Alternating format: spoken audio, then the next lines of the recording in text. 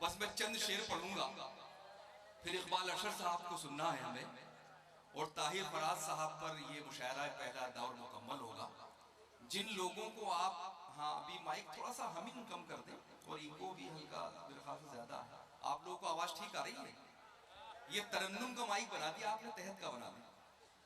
तो इकबाल अशर साहब को सुनेंगे, ताहिर फराज साहब को, फिर जो लोगों को, हमारी कुछ लोगों की फरमाइश भी है उनको सुनेंगे। बस चंद शेर पढ़ूंगा जल्दी जल्दी। अर्ज करता हूं कि दर्द ईजाद करते रहते हैं, दिल को आबाद करते रहते हैं। दर्द ईजाद करते रहते हैं, दिल को आबाद करते रहते हैं। आजकल कोई काम काज नहीं, हम तुझे याद करते रहते हैं। वाह वाह, कि दर्द ईजाद करते रहते हैं, क्या कहना है। दिल को आबाद करते रहते हैं।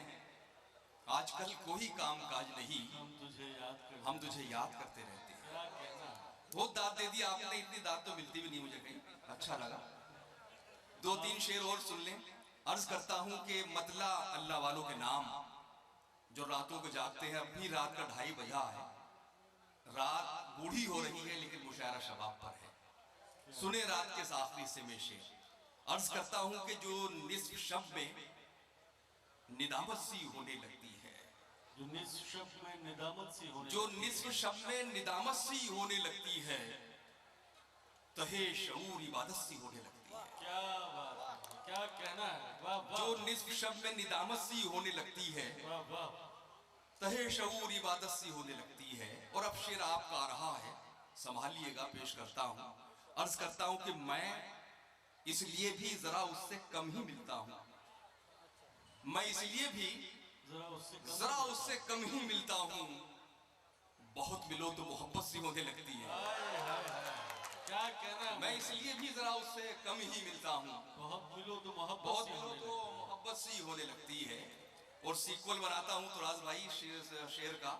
अर्ज करता हूं कि मैं इसलिए भी जरा उससे कम ही मिलता हूं, बहुत मिलो तो मोहब्बत सी होने लगती है। न सिर्फ ये कि इबादत मोहब्बत सी होने लगती है, न सिर्फ ये कि मोहब्बत सी होने लगती है, किसी किसी की तो आदत सी होने लगती है। वाह वाह, न सिर्फ ये कि मोहब्बत सी होने लगती है, किसी किसी की तो आदत सी होने लगती है।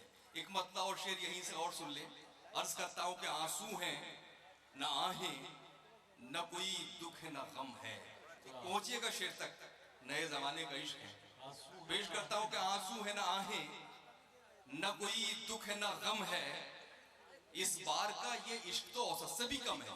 क्या बात, क्या कहना। आंसू है न आहें, न कोई दुख है न गम है।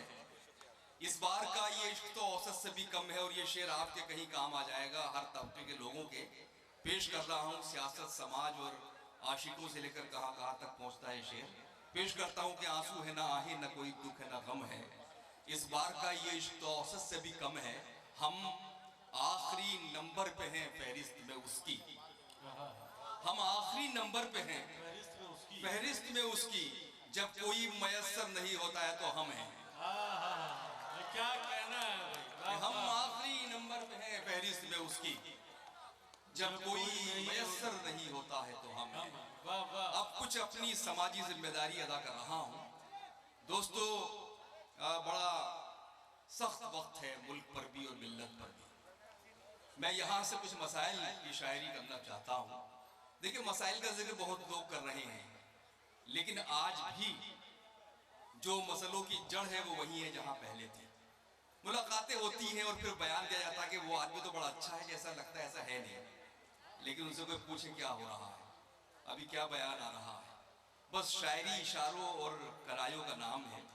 अभी हमारे किसी दोस्त ने, बल्कि तुराज साहब ने बड़ा अच्छा शेर पढ़ा था कि अगर उसे पता चले उसका कोई उसका कोई पिछड़ जाए तो तब उसको गम का अंदाजा हो सकता है। बिल्कुल। तो जरूरी नहीं कि शायरी पे हम जिक्र करें इलाहाबाद का और प्रयागराज का।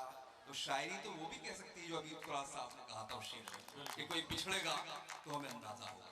तो बस मैं यहीं से कुछ मसले उठाने की कोशिश कर रहा हूँ। जड़ों में पहुंचे दोस्तों, सब साथ दीजिए यहाँ से लेकर आखिर तक।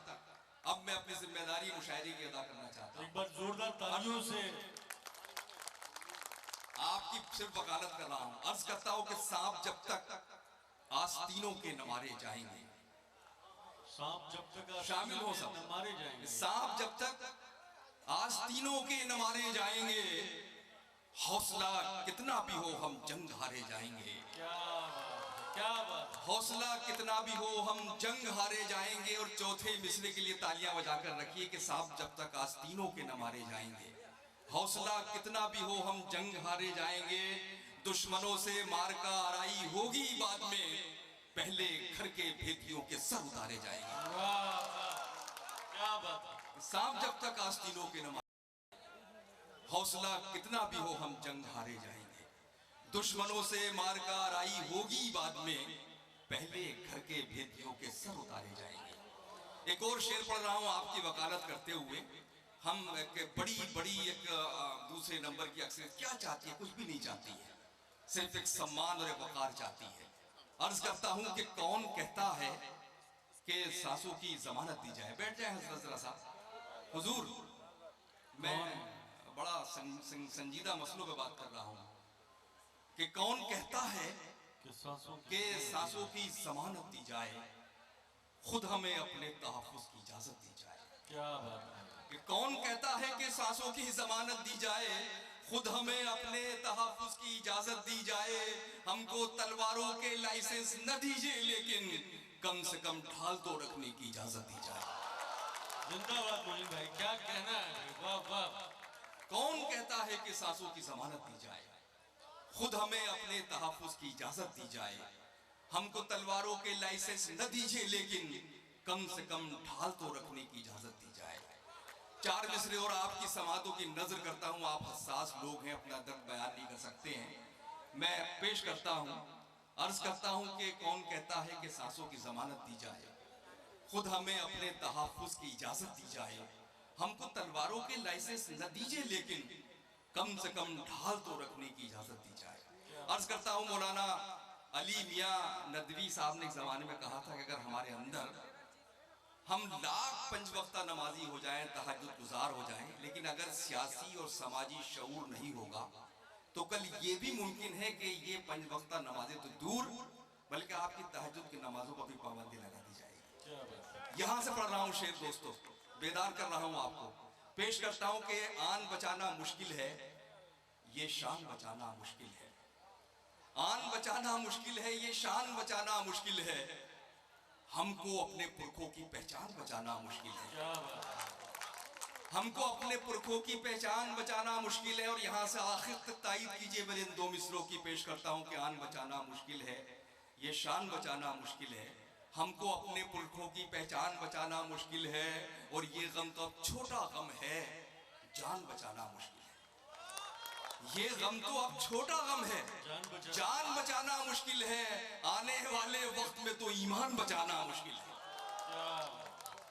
क्या आने वाले वक्त में तो ईमान बचाना मुश्किल है, जान बचाना मुश्किल है।